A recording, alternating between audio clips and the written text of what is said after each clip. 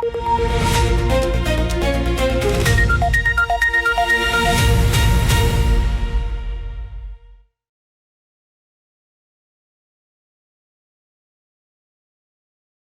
தமிழோடு இணைந்திருக்கிறீர்கள். ILC தமிழ் உயிரோடை தமிழில் அன்பர்களே, உலக நார்வல் நிகழ்ச்சியில் இணைந்திருக்கிறீர்கள்.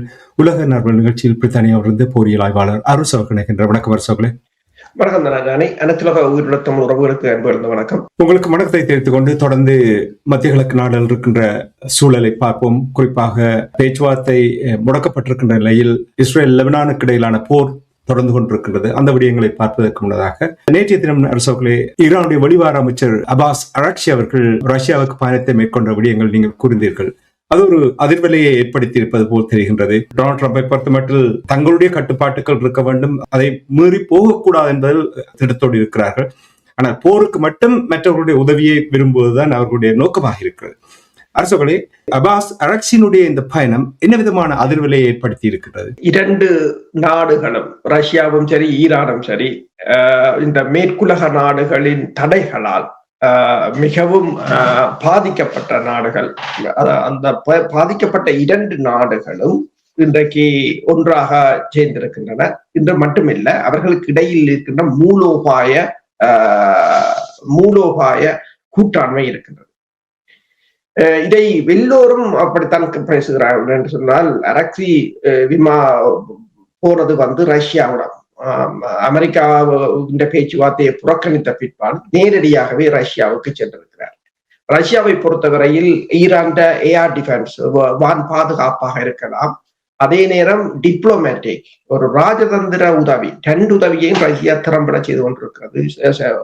ஐநாவின் பாதுகாப்பு சபையில் வீட்டோ பண்றதிலிருந்து அமெரிக்கா இஸ்ரேல் விமானங்களை சுட்டு வீழ்த்துவதற்கான ஏவுகணைகள்ல இருந்து ரஷ்யா எல்லாவற்றையும் தாராளமாக செய்து கொண்டிருக்கிறது. அப்ப அதுல போய் அவர் சந்தித்ததுல முக்கியமானவர்கள் என்று சொன்னால், ரஷ்யாவின் அரசு தலைவர் விளாடிமிர் புட்டினை சந்தித்திருக்கிறார். புட்டினுடனான அந்த சந்திப்பின் போது ரஷ்யாவின் வெளிவார அமைச்சர் செர்ஜி லாரோவ் இருந்திருக்கிறார். அது மட்டுமல்லாது ரஷ்யாவின் புலனாய்வுத்துறையின் தலைவரும் இருந்திருக்கிறார். கிட்டத்தட்ட ஒரு செக்யூரிட்டி கவுன்சில் மீட்டிங் போலதான் அது, பாதுகாப்பு சபை மீட்டிங் கூட்டம் போலதான் அது இருந்திருக்கிறது. அதாவது அமெரிக்காவின் அடுத்த திட்டம் என்ன, படைத்துறை திட்டம் என்ன என்பது தொடர்பாக ரஷ்யாவுக்கு தான் தெரியும். ரஷ்யா அதனை வடிவாக அடுத்த திட்டம் என்ன, ஈரான் என்ன செய்ய வேண்டும் என்பதை விளக்கி இருப்பதாகத்தான் தெரிவிக்கப்படுகின்றது. அதிலும் குறிப்பாக நீங்கள் பார்த்தீர்கள் என்று சொன்னால், புட்டின் கருத்து ஒரு மிகப்பெரிய அதிர்ச்சியை ஏற்படுத்தி இருப்பதாகவும், ஏனென்று சொன்னால் ஈரானின் புதிய உச்ச தலைவர் மொய்தபா ஹமானியிடமிருந்து கடந்த வாரம் தனக்கு ஒரு தனிப்பட்ட செய்தி வந்ததாக அவர் வெளிப்படுத்தி இருக்கிறார். இந்த சந்திப்பின் போது தன் தந்தை கொல்லப்பட்டதிலிருந்து பொது வழியில் தோன்றாத அதே மொய்தபா தான் இவர் என்று பல ஊடகங்கள் போட்டிருக்கின்றன. ரஷ்யா அதிகாரப்பூர்வமாக புதிய மறைமுக தொடர்பாளராக மாறியுள்ளது என்றும் அவர்கள் எழுதியிருக்கிறார்கள். அதே நேரம் இந்த அபாஸ் அரக்சி ரஷ்யாவின் உதவிகளுக்கு நன்றியை தெரிவித்திருக்கின்றார். அது மட்டுமல்லாது அவர் இன்னொன்றையும் கூறியிருக்கின்றார், உலகில் மிக பிரதான சூப்பர் பவர், உலகில் மிக முதன்மையான சூப்பர் பவரை எதிர்த்து தமது மக்கள் தீவிரமுடன் போராடி வெற்றி பெற்றிருக்கிறார்கள் என்று அரக்சி மாஸ்கோவில் அறிவித்திருக்கின்றார். அதற்கு பதிலாக புட்டின் கூறியிருக்கின்றார், அதாவது ஈரானை தைரியமானது என்று அவர் அழைத்திருக்கின்றார். அதாவது தைரியமானது என்று அழைத்திருப்பதாகவும் கூறப்படுகின்றது. இப்ப ரஷ்யாவின் உதவிகளை பொறுத்தவரையில் ரஷ்யா அதாவது இப்ப ரஷ்யா, ஈரான், சீனா என்ற கூட்டணி, அதற்கு வடகொரியாவையும் சேர்க்கலாம், ஒரு மிகப்பெரிய கூட்டணியாக இப்போது உருவெடுத்திருப்பதாகத்தான் பார்க்கப்படுகின்றது. இந்த தடைகளாக இருக்கலாம், காமூஸ் விவகாரமா இருக்கலாம், அணுக்குண்டு விவகாரமாக இருக்கலாம், அணுசக்தி விவகாரமா இருக்கலாம், எல்லாவற்றிலும் ரஷ்யா ஈரானுடன் பக்கபலமாக நிற்பதாகத்தான் இந்த நடவடிக்கையை பார்க்க முடியும். அதே சமயம் நீங்க பாத்தீங்கன்னு சொன்னால், இந்த பேச்சுவார்த்தை மேடைக்கு ரஷ்யா மேசையில் இல்லையே தவிர இந்த பேச்சுவார்த்தையில் என்ன நடைபெறுகிறது என்பதை ரஷ்யா பின்னால் இருந்து அதை நடத்தி கொண்டிருப்பதாகத்தான் பார்க்கப்படுகிறது. இனிவரும் காலங்களில் மேசைக்கு கொண்டு வந்தாலும் ஆச்சரியப்படுவதற்கில்லை என்று கூறப்படுகிறது. என்று சொன்னால் ஈரானை பொறுத்தவரையில் ஒரு பாதுகாப்பு உத்தரவாதம் என்றாலும் அது ரஷ்யாவை அல்லது சீனாவை தான் அது நம்பும் என்று சொல்லப்படுகிறது. இதே சமயம் நீங்கள் மற்ற மறுபலமா பார்த்தீங்கன்னு சொன்னால் ஜெர்மனியின் சான்சலர் பேட்ரிக் மெர்ஸ் அவர் கூறியிருக்கின்றார் என்று சொன்னால் ஈரானால் அமெரிக்கா அவமானப்படுத்தப்படுகிறது என்று பகிரங்கமாக நேற்று தெரிவித்திருக்கின்றார். அதாவது இது பேர்லினில் ஐரோப்பிய செல்வாக்கு வளர்வதை காட்டுகிறது என்று சொல்லியும் கூட்டணிக்குள் இருக்கின்ற விரிசல்களை காட்டுவதாகவும் கூறப்படுகிறது. அதாவது அவர் என்ன கூறியிருக்கிறார் என்று சொன்னால் இந்த ஈரான் நடவடிக்கைகள் அமெரிக்காவையும் அமெரிக்கா மக்களையும் தொடர்ச்சியாக அவமானப்படுத்துகிறது என்று கூறியிருக்கிறார்.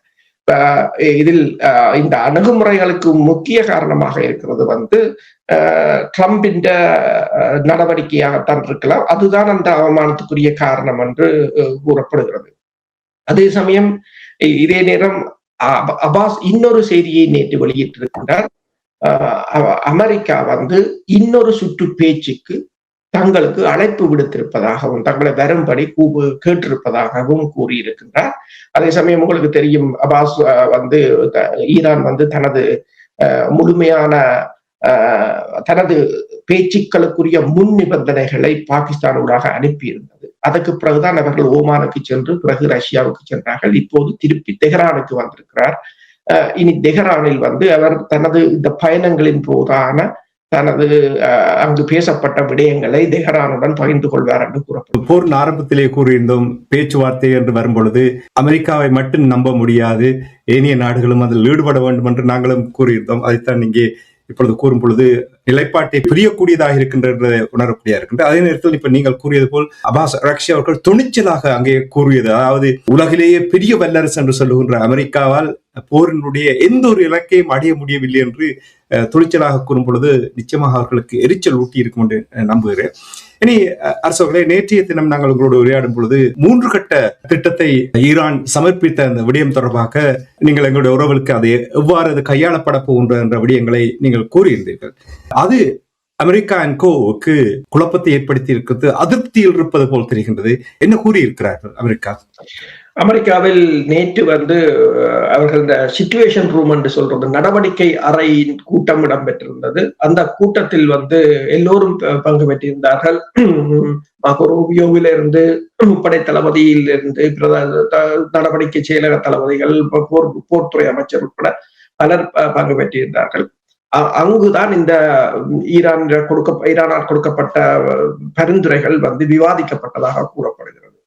ஆனால் அதில் ஈரான் கூறிய விவகாரங்கள் தான் அவர்களுக்கு மிகப்பெரிய அதனை ஏற்றுக்கொள்வது இதில் பல முரண்பாடுகள் இருப்பதாக கூறப்படுகிறது. கூடுதலாக நீங்கள் பார்த்தீர்கள் சொன்னால் அந்த முரண்பாடுகளுக்குரிய காரணம் ஒன்று இஸ்ரேல் தொடர்ச்சியாக லெபனானின் மீது மேற்கொள்ளப்படுகின்ற தாக்குதல்.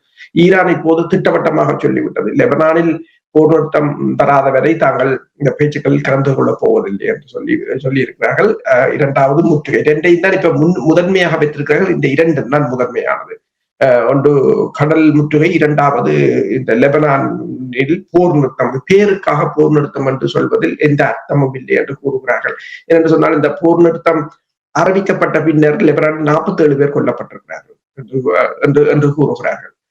அப்ப அதை ஏற்றுக்கொண்டால் தான் அடுத்த 2 கட்டங்களுக்கும் அவர்கள் செல்ல முடியும். ஒன்று ஹார்மோஸ் நீரிணை தொடர்பான உடன்பாடு. இப்ப ஹார்மோஸ் நீரிணை தொடர்பாக ஈரானின் நாடாளுமன்றத்தில் 11 பேர் கொண்ட குழு ஒரு திட்டத்தை ஒரு வரைவை வரைந்திருப்பதாகவும் கூறப்படுகிறது. அவர்கள் அதை நோக்கி நகர்ந்து கொண்டேதான் இருக்கிறார்கள். அடுத்ததாக இந்த அணு ஆயுத அதாவது யுரேனியம் செறிவூட்டல் தொடர்பான பிரச்சனையை பேச முடியும். முதலாவதை இவர்கள் நிறைவேற்றினால்தான் ஏனைய 2ஐயும் இவர்களால் செய்ய முடியும் என்ற ஒரு நிலைமை இருக்கின்றது. அமெரிக்காவை பொறுத்தவரையில் இப்போது இந்த பேச்சுக்களை போரை தொடர முடியாது. படைத்துறை ரீதியாக அமெரிக்காவால் இனி நகர முடியாது. ஏனென்றால் ஈரானிடம் ட்ரம்ப் கூறியதற்கும் அமெரிக்காவின் வெளிவார செயலாளர் மார்கோ ரூபியோ கூறியதற்கும் பலத்த முரண்பாடு இருக்கிறது. ட்ரம்ப் கூறியிருந்தார் ஈரான் படைபலம் முற்றாக 100% அளிக்கப்பட்டது. இப்போது மார்கோ ரூபியோ கூறியிருக்கின்றார் அவர்களிடம் இன்னும் 50% மேற்பட்ட ஏவுகணை பலம் அப்படியேதான் இருக்கிறது என்று அவர் திருப்பி கூறியிருக்கின்றார்.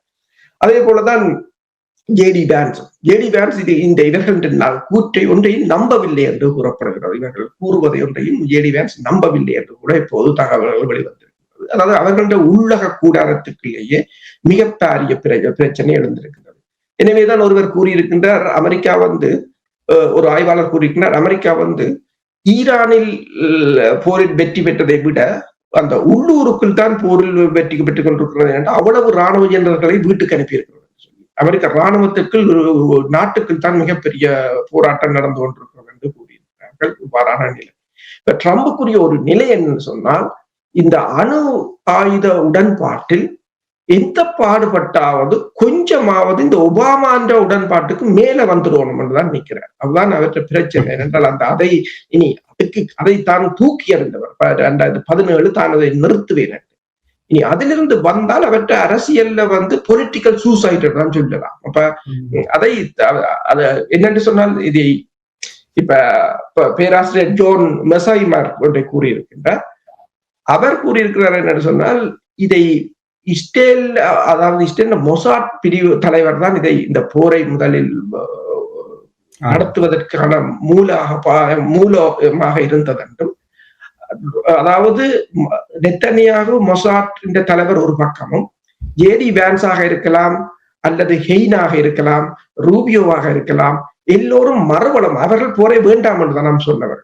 ட்ரம்ப் ரெண்டுக்கு நடுவில் இருந்து கடைசியா அந்த பக்கம் போயிட்டார் என்றதால இவர்கள் அதை பேசாமல் விட்டு விட்டார்கள் என்று கூறியிருக்கார். தவறாக போய்விட்டார். இப்போது அதில் இருந்து வெளிவருவதற்கு, ஆனால் வெளிவரும் போது கௌரவமாக வெளிவருவதற்கு. ஏனென்று சொன்னால், இப்ப ஏமன் தலைவர் கூட கூறியிருக்கின்றார், அமெரிக்காவும் அமெரிக்க மக்களும் அவமானப்படுத்தப்படுகிறார்கள் தொடர்ச்சியாக ஈரானால் என்று சொல்லி. அப்ப இந்த அவமானத்திலிருந்து தப்புவதற்கான ஒரு முயற்சி. இப்ப நேற்று சிச்சுவேஷன் ரூம் கூட்டம் நடந்த போது எல்லோரும் கூறினார்கள் ஏதோ தாக்குதல் நடக்கலாம் என்று கூறினார்கள். தாக்குதல் நடக்கவில்லை. அவர்கள் சிச்சுவேஷன் ரூம் மீட்டிங்கை கூட்டினது இந்த ஈரான் கொடுத்த திட்டத்தை பரிசீலிப்பதற்கு. இப்போது 3வது பேச்சுக்கு அழைப்பு விட்டிருக்கிறார்கள் என்று அப்பாஸ் கூறியிருக்கிறார். நீங்கள் கூறுகிறீர்கள், டொனால்ட் ட்ரம்ப் அவர்கள் நடுவில் நின்றார் என்று. அங்கே போக விரும்பவில்லை, இங்கே போக விரும்பவில்லை, நடுவில் நின்றார் என்று. கடைசியாக மெட்ட பக்கம் போனார் என்று கூறும்போதுக்கு அதுக்கு காரணம் என்னவென்றால் பேராசையும், நீங்கள் கூறிய அந்த போட்டி இருக்கிறதானே, ஒபாமாவுக்கும் இவருக்கும் இடையில் இருக்கிற அந்த போட்டி இருக்கிறதானே, அந்த போட்டியில் தான் வெல்ல வேண்டும் என்பதற்காக கூறுகிறார் என்று சொல்லி நீங்கள் கூறுவதை வைத்து உணர்கிறேன். அரசுகளை இந்த 3 கட்ட திட்டத்தை கொடுத்திருக்கிறார்கள் என்றால், அதில் அணுசக்தி இல்லாமல் இந்த பேச்சுவார்த்தை, இந்த 3 கட்ட திட்டம் என்று சொன்னால் இதற்கு அவர்கள் தயார். அதாவது இப்ப ஈரானை பொறுத்தவரையில் ஈரான் தனது 460 கிலோ யுரேனியத்தை ஈரான் கொடுப்பதில் எந்தவித பிரச்சனையும் இல்லை ஈரானுக்கு. ஆனால் ஈரான் அணுசக்தி செறிவாக்களை கைவிடாது. இப்ப நீங்கள் பார்த்தீங்கன்னு சொன்னால், ஜப்பானில் பக்குசிமாவில் கூட பெருமளவான அணு உலைகள் இருக்கின்றன. பக்குசிமாவில் அந்த 2011ஆம் ஆண்டு சுனாமிக்கு பிறகுதான் மூடி இருந்தார்கள். ஜப்பான் அணுகுண்டை தயாரிக்க முடியாது. இந்த ஆலைகளில் செய்யப்படுகின்ற பயன்படுத்தப்படுகின்ற யுரேனியத்துக்கும் அந்த ஃபியூவல் ராட்டுக்கும் அணுக்குண்டுக்கும் பெரிய வேறுபாடு இல்லை. நீங்கள் அணுசக்தி நிலையங்களில் பயன்படுத்துகிறது என்னென்று சொன்னால் கண்ட்ரோல் ராட் வச்சிருக்கிறார்கள். என்னென்று சொன்னால், ஒரு அணுக்குண்டு ரியாக்ஷன் ஒரு செயின் ரியாக்ஷன். அதை கட்டுப்படுத்தாவிட்டால் வெடிக்கும், கட்டுப்படுத்தினால் சக்தியா வரும். அப்ப அணு ஆலைகளில் இங்க இருக்கிற எல்லா நாடுகளிலும் அந்த அணு உலைகளை வச்சிருக்கிறவர்கள் கண்ட்ரோல் ரோட் வச்சிருப்பார்கள். அந்த நியூட்ரோன் வேகத்தை குறைத்துக் கொண்டிருப்பார்கள். அது எனர்ஜியை வளர்ந்து கொண்டிருக்கும். அணுக்குண்டில் அது இல்லை, கண்ட்ரோல் ரோட் இல்லை, அது வெடிச்சிடும். அப்ப அங்கு செய்யப்படுகின்ற அந்த பயன்படுத்தப்பட்ட கண்ட்ரோல் ரோட் செறிவாக்கப்பட்டவை எல்லாவற்றையும் பிரான்சுக்கு தான் கொண்டு வரார்கள். யூகேலும் தான் வைத்திருக்கிறார்கள், இங்குதான் கொண்டு வந்து வைத்திருக்கிறார்கள். அதான் கூறினார்கள், ஜப்பான் இப்ப அந்த இது இங்க பிரான்சிலும் யூகேலும் வச்சிருக்கின்ற அந்த யுரேனியத்தின் அளவு கிட்டத்தட்ட 5000 அணுகுண்டை செய்ய காணும் என்று சொல்லியிருக்கிறார். அப்படி இருக்கிறார். அதே போல ஈரானையும் இப்ப ஈரான் உடனடியாக கொடுக்காது. இப்ப ஹார்மோஸ் நிலைமை மற்றது இந்த போர் நிரந்தரமாக நிறுத்தப்பட்டால் ஈரான் 460 கிலோவை கொடுப்பதில் பிரச்சனை இல்லை. ஆனால் அணுசக்தி திட்டத்தை கைவிடாது என்றால் அது தங்களோட எனர்ஜிக்கு தங்களோட இதுக்கு தேவை என்று அவர்கள் கூறுகிறார்கள். அதை கைவிட போவதில்லை. அதுதான் ஒரே ஒரு ஆப்ஷன் இவர்களிடம் இருக்கிறது. அதிலும் இவர்கள் இப்ப மக்களுக்கு ஈரான் அணுகுண்டை செய்யாதென்று நிரூபிக்க வேண்டும் என்று சொன்னால் அதை ஈரானிடமிருந்து கைப்பற்ற வேண்டும், இல்லை என்றால் ஈரானிடம் வாங்க வேண்டும். இப்ப இதற்கு ரஷ்யா சொல்லியிருக்கிறது தான் அதை வேண்டுமென்றால் தாங்கள் எடுத்துக்கொண்டே வைக்கலாம். இப்ப ஜப்பான் இங்க யூகேயிலும் பிரான்சிலும் வைத்திருக்கிறார்கள் அதே போல.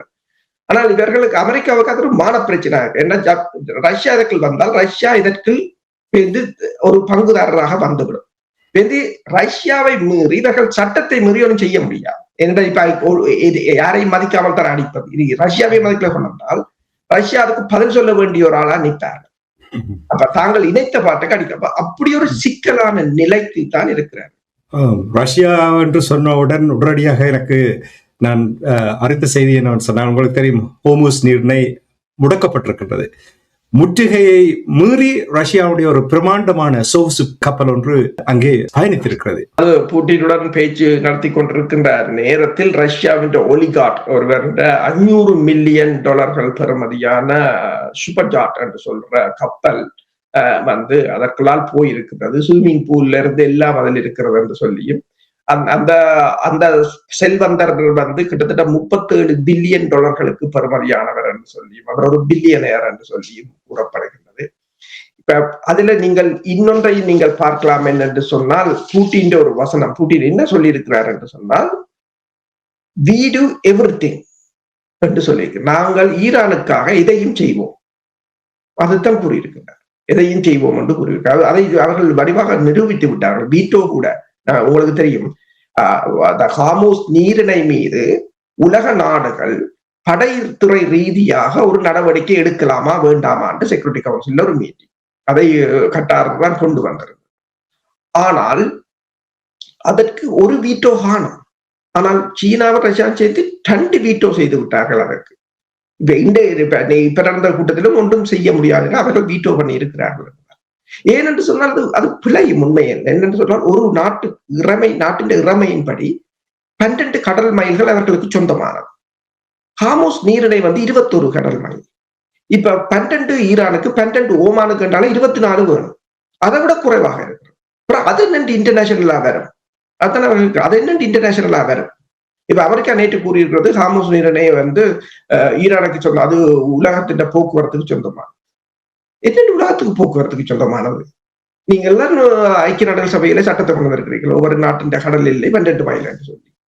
பிறகு அது அப்படி என்ன சட்டத்தை மாற்றும். சரி, அப்படி என்று சொன்னால் இப்ப பனாமா கால்வாயா இருக்கலாம், அமெரிக்காவுக்கு பக்கத்தில் இருக்கிற கடல் எல்லை எல்லாம் உலகத்துக்கு சொந்தமானதாகத்தான் இருக்கும் என்ற ஒரு நிலை. சட்ட சிக்கல்களுக்கும் மாட்டி போயிருக்கிறார்கள்.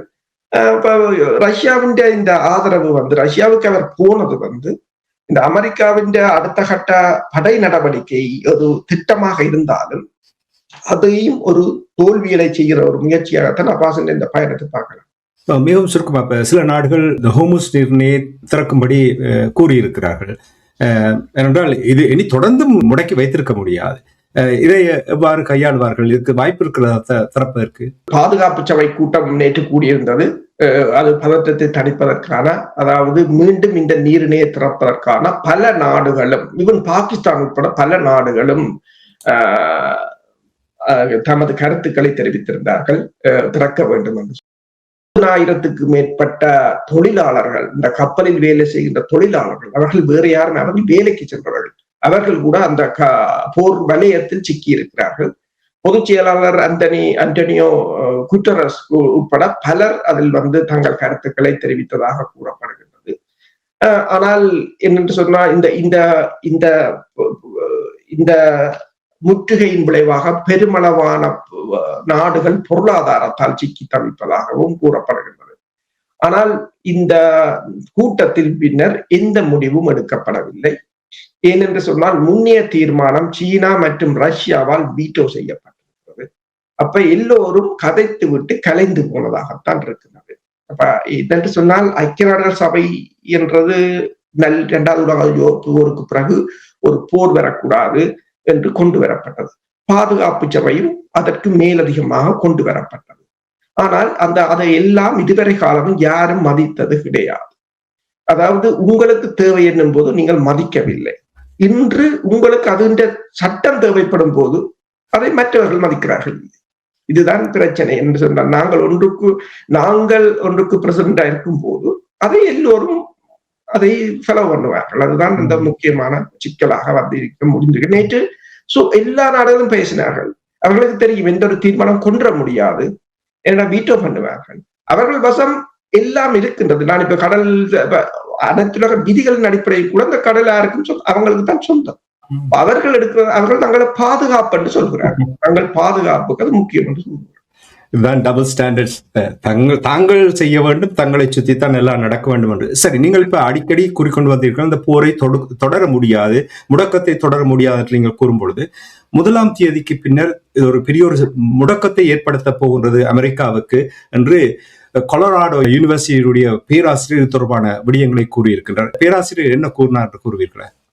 அதாவது ஈரானுடனான அமைதி பேச்சுவார்த்தைகளில் முடங்கியுள்ள இந்த நிலையில் வந்து ஈரான் மீதான போரின் போக்கை வந்து தீர்மானிக்கக்கூடிய ஒரு உள்நாட்டு காலக்கெடுவை ட்ரம்ப் எதிர்கொள்கிறார் என்று அந்த பல்கலைக்கழகத்தின் சட்ட இணை பேராசிரியரான மரியம் யம்ஷிகி தெரிவித்திருக்கின்றார். அதாவது 1973ஆம் ஆண்டின் போர் அதிகார தீர்மானத்தின்படி அமெரிக்க ஜனாதிபதி இராணுவ நடவடிக்கைகளை தொடர மே 1ஆம் தேதிக்குள் காங்கிரசின் ஒப்புதலை பெற வேண்டும் என்றும், இல்லையெனில் சட்டப்படி அவற்றை முடிவுக்கு கொண்டு வர வேண்டியிருக்கும் என்றும் கூறியிருக்கிறார். இந்த அதிகாரத்தை வழங்க பிரதிநிதிகள் சபை மற்றும் செனட் சபை ஆகிய இரண்டும் தத்தமது அவைகளில் எளிய பெரும்பான்மையுடன் ஒரு கூட்டு தீர்மானத்தை நிறைவேற்ற வேண்டும். இதுவரை அது நடக்கவில்லை என்றும் அவர் கூறியிருக்கின்றார். அதாவது இந்த காலக்கெடுவை, இந்த 60 நாள் காலக்கெடுவை மேலும் 30 நாள்களுக்கு நீடிக்க ஆயுதப்படைகளின் தொடர்ச்சியான பயன்பாடு தவிர்க்க முடியாத இராணுவ தேவையின் விளைவாக என்று ஜனாதிபதி காங்கிரசுக்கு எழுத்துப்பூர்வமாக சான்றளிக்க வேண்டும் என்றும் அவர் கூறியிருக்கிறார். இந்த 90 நாள் காலக்கெடுவுக்கு பிறகும் காங்கிரஸ் போரை அறிவிக்கவில்லை என்றாலோ அல்லது தொடர்ச்சியாக இராணுவ நடவடிக்கைக்கு அங்கீகாரம் அளிக்கவில்லை என்றாலோ அமெரிக்க ஆயுதப்படைகளின் நிலைநிறுத்தத்தை ஜனாதிபதி முடிவுக்கு கொண்டு வர வேண்டும் என்று அவர் கூறியிருக்கின்றார். இருப்பினும் அவர் மேலும் கூறியதாவது, இந்த பணி நீக்க நிபந்தனைகளுக்கு கட்டுப்படுமாறு குடியரசுத் தலைவரை வெற்றிகரமாக நிர்பந்திப்பதற்கு காங்கிரசுக்கு தெளிவான சட்ட வரைமுறைகள் எதுவும் இல்லை என்றும், உண்மையில் போர் அதிகார தீர்மானத்தின் இந்த பகுதி அரசியலமைப்புக்கு முரணானது என்று கூறி முந்தைய குடியரசுத் தலைவர்களும் அவ்வாறு செய்ய மறுத்துவிட்டனர் என்றும் தெரிவித்திருக்கிறார். அதே சமயம் இந்த வாரம், அதாவது உங்களுக்கு தெரியும், அமெரிக்காவுடைய செனட் சபை வந்து இந்த போருக்கான அங்கீகாரத்தை பல தடவைகள் கொண்டு வந்திருந்தது.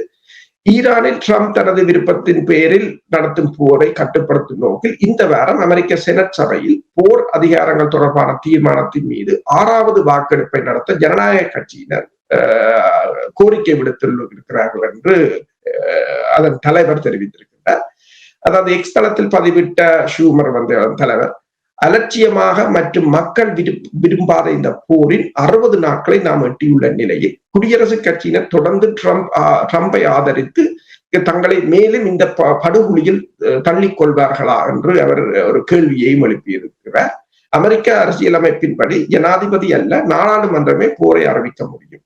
ஈரான் மீதான போரை நிறுத்தவும் இராணுவ நடவடிக்கைகளை தொடங்குவதற்கு முன்பு சட்டம் இயற்றுபவர்களின் அங்கீகாரத்தை பெறவும் ட்ரம்பை கட்டாயப்படுத்த ஜனநாயக கட்சியினர் செனட் மற்றும் பிரதிநிதிகள் சபை ஆகிய இரண்டிலும் பல முறை முயன்று தோல்வியடைந்திருந்தனர். இப்போது 6வது தடவைகளாக அந்த முயற்சியை எடுத்திருக்கிறார்கள். நீங்கள் இப்பொழுது கூறும்பொழுது இந்த செனட்டில் 6வது தடவை என்று சொன்னால் இது எவ்வாறு கையாளப்படும்? அதான் என்னென்று சொன்னால், இப்ப யாரும் ட்ரம்பை எதிர்த்து அவருடைய அணிக்குள் இருப்பவர்கள் கூட குரல் கொடுக்கவில்லை. இப்ப இஸ்ரேலின் மொசாட் தலைவர் கூறியதற்கு அதற்கு கட்டுப்பட்டார்கள். அதுதான் இங்க இருக்கிற மிகப்பெரிய பிரச்சனை.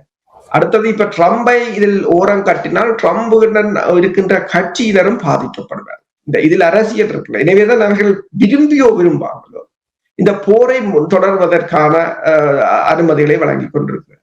இப்ப ட்ரம்புக்கும் இந்த பிளாக்கேட்டை வைத்திருக்க வேண்டிய அவசியம் இல்லை. அவர் ஏன் அதை வைத்திருக்கிறார் என்று சொன்னால், தட்டித்தவரையாவது ஒபாமாவை விட குறைந்த அளவு தீர்வுக்கு இவர்கள் கொண்டு போடுவாங்க என்றதுக்காகத்தான் தனது இறுதி ஆயுதமாக. ஏன் அவர் வான்படையிலிருந்து ஏன் கடற்படைக்கு மாறினார் என்று சொன்னால், வான்படையால் இனி முடியாது, அவ்வளவு இழப்புகளை சந்திச்சது, குண்டுகளும் இல்லை. எனவேதான் சட்டாரண்டு வான்படையை விட்டுட்டு கடற்படைக்கு மாறும். கடற்படையில தாக்குதல் இல்லைத்தான். அதுக்கும் அப்பாஸ் அரக்சி சொல்லி கூறுகின்றார், தாங்கள் போர் தொடங்கிய போது அரிசி வாங்குவதை இந்தியாவிடமிருந்து பாகிஸ்தானுக்கு மாற்றி விட்டேன் என்றால் முற்றுகையை போடுவார்கள் என்று பாகிஸ்தான் துறைமுகத்தை தான் தாங்கள் பயன்படுத்துவதற்கு திட்டம் எல்லாம் வகுத்திருந்தது என்று சொல்லி. ஆனால் தங்களுக்கு பெரிய ஆச்சரியமா போர் நிறுத்தத்துல ஒரு முற்றுகையும் இல்லை. ஆனால் போர் இருக்குல்ல, போர் நிறுத்தம் வந்த பிறகுதான் இந்த முற்றுகை வருகிறது என்றது அவர் கூறியிருக்கிறார். அதுதான் தங்களுக்கு பெரிய ஒரு ஆச்சரியம். போருக்குள்ள முற்றுகை இல்லாமல் இருந்து போர் நிறுத்தம் வந்த போது இந்த முற்றுகையை கொண்டு வந்திருக்கிறார். போட்டிக்கு ஒரு எல்லை இருக்கிறது. இவ்வளவு தூரம் இந்த போட்டியை தொடர் போராக பொறுத்து வந்து பார்ப்போம். இனி நாங்கள் நிகழ்ச்சி என்று கொண்டு வருவதற்கு முன்னால் சுருக்கமாக 2 விடயங்களை பார்க்கலாம். ஒன்று, உங்களுக்கு தெரியும், இஸ்ரேல் தெற்கு லெபனானில் வான் தாக்குதலை நடத்தியிருக்கின்றது. குண்டு மழை பொழிந்திருக்கின்றது என்று கூறுகிறார்கள். துப்பாக்கி சூட்டு பரிமாற்றங்கள் நடைபெற்றிருப்பதாக கூறப்படுகிறது. இஸ்ரேல் லெபனானுக்கு இடையிலான போர் தொடர்பான நிலைமைகள் என்ன எவ்வாறு இருக்கின்றது? இருதரப்பும் சண்டைகளை தீவிரப்படுத்தி இருக்கிறார்கள். இஸ்ரேல் இந்த போர் நிறுத்தத்துக்கு பிறகு நான் முதல் கூறியது போல 47 பேர் அங்கு இறந்திருக்கிறார்கள். இந்த ஞாயிற்றுக்கிழமையும் கூட 2 குழந்தைகள் அங்கு இறந்திருக்கிறார்கள். பெருமளவான, அதாவது தெற்கு லெபனானில் கண்மூடித்தனமான குண்டு வீச்சுக்கள். 7 மில்லியன் மக்கள் தொகையை கொண்ட அந்த நாட்டில் 1 மில்லியன் மக்கள் இடம்பெயர்ந்திருக்கிறார்கள். 10,000க்கு மேற்பட்ட வீடுகள் அழிக்கப்பட்டிருக்கின்றன. 2,500க்கும் மேற்பட்டவர்கள் கொல்லப்பட்டிருக்கிறார்கள்.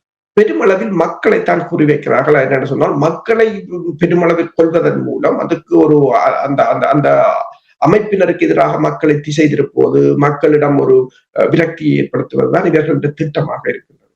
பரவலமாக ஹிஸ்புல்லாக்கள் தாக்குதலை நடத்தி கொண்டிருக்கிறார்கள். நேற்று அவர்கள் கூறியிருக்கிறார்கள், தங்களிடம் பெருமளவான தற்கொலை படையினர் இப்போது இஸ்ரேலினால் ஆக்கிரமிக்கப்பட்ட அந்த 10 கிலோமீட்டருக்குள்ள தாக்குதல் நடத்த தயாராக இருப்பதாக கூறியிருக்கிறார்கள். அது மட்டுமல்லாது, இந்த இஸ்ரேலினால் ஆக்கிரமிக்கப்பட்ட பகுதிக்குள் காயப்பட்ட படையினரை ஏற்றச் சென்ற உலங்கு வானூர்திக்கு நேற்று ஆளில்லாத தாக்குதல் விமானத்தால் தாக்குதல் நடத்தியிருக்கிறார்கள்.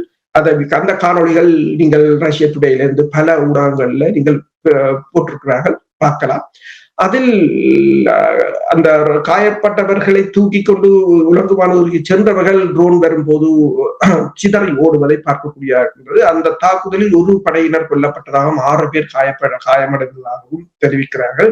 இனி வருங்காலத்தில் உலங்குவானூர்தியை இந்த காயப்பட்டவர்களை ஆற்றுவதற்கு பயன்படுத்துவது மிகப்பெரிய ஒரு கடினமாக இருக்கும் என்றுதான் கூறப்படுகிறது.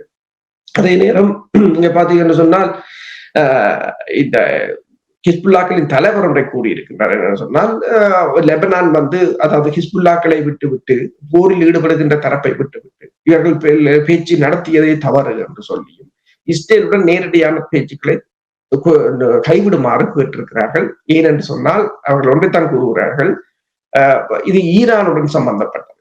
ஈரான் இந்த போர் நிறுத்தத்தை, ஈரானின் பேச்சுக்களை ஈரான் புறக்கணித்ததை அதுல ஒரு முக்கிய காரணிகளில் ஒன்று இந்த லெபனான் போர் நிறுத்தம் தான்.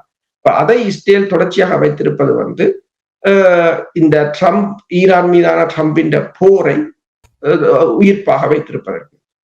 பொருளாதாரத்தினுடைய நிலைமை எவ்வாறு இருக்கின்ற என்று கூறுவீர்கள்? தொடர்ந்தும் நிறைய தகவல்கள் வந்து கொண்டிருக்கின்றது. மக்கள் எதிர்நோக்கின்ற சிக்கல் தொடர்பாக இதனுடைய நிலைமை என்ன என்று கூறுவீர்களா? பொருளாதார நிலைமை மிக மிக மோசமாக போய்கொண்டிருக்கின்றது. அதாவது இங்கே பிரித்தானியாவில் கூட ஸ்டாமர் நேற்று ஹோப்ரா மீட்டிங் என்று சொல்லுகின்ற மிகவும் அதாவது அவசரகால கூட்டத்தை கூட்டியிருந்தார். அதற்கு பிறகு ட்ரம்புடன் எடுத்து இது ஒரு சிவியர் கன்சிக்வன்சஸ் என்றுதான் கூறியிருக்கின்றார். அது பலராலும் பேசப்படுகின்றது. என்னன்னு சொன்னால், அமெரிக்காவுடன் பிரித்தானியா நீண்ட காலமாக நட்புறவுடன் இருந்தது. இப்போது பிரித்தானியா அந்த பொருளாதார வலியை தாங்க முடியாத நிலையில் ட்ரம்புடன் எடுத்து பேசியிருக்கிறார்கள்.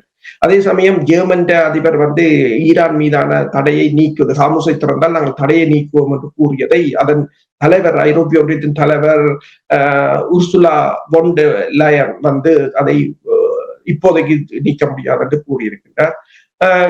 இந்தியாவுக்கு வேறு வழி இல்லை, இப்போது ரஷ்யாவுடன் போயிருக்கிறது, நாங்கள் உங்களுடன் சேர்ந்து உரத்தை செய்கிறோம் என்று சொல்லி ரஷ்யாவில் தான் திறக்கப் போகிறார்கள்.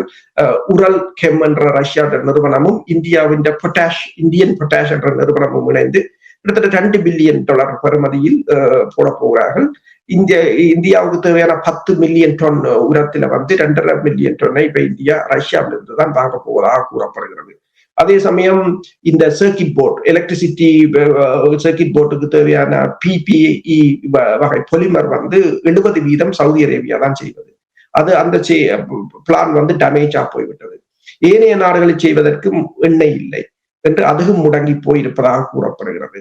அதே சமயம் தாய்லாந்து சீனாவிடம் கேட்டிருக்கிறது, எங்களை 8 கப்பல் அந்த காமோசுக்கு நிற்கிறது, அதை எடுக்கிறதுக்கு நீங்கள் எங்களுக்கு உதவி செய்யலும். அதுக்கு சீனா திருப்பி சொல்லியிருக்கு, எந்த 70 கப்பல் அங்க நிற்குது, நானே அதை எடுக்கலாம நிற்கிறேன் என்று சீனா கூறியிருக்கிறது. அமெரிக்காவின் முன்னாள் அரசு தலைவர் கூறியிருக்கின்றார், ஒரு தாய்வானுடனான பிரச்சனை என்று சொன்னால் பிலிப்பைன்ஸ் அமெரிக்காவுக்கு உதவியாக இருக்கிறது. பிலிப்பைன்ஸுக்கு அமெரிக்கா தளத்தை வைத்திருக்கிறது, இந்தியாவிடமிருந்து பிரம்மோஸ் ஏவுகணைகளை எல்லாம் வாங்கி கொடுத்திருக்கிறது. ஆனால் பிரச்சனை என்று சொன்னால் இப்ப பிலிப்பைன்ஸ் போய் சைனாட்ட நிக்கிறதா எனக்கு கொஞ்சம் எண்ணதாரங்களோ.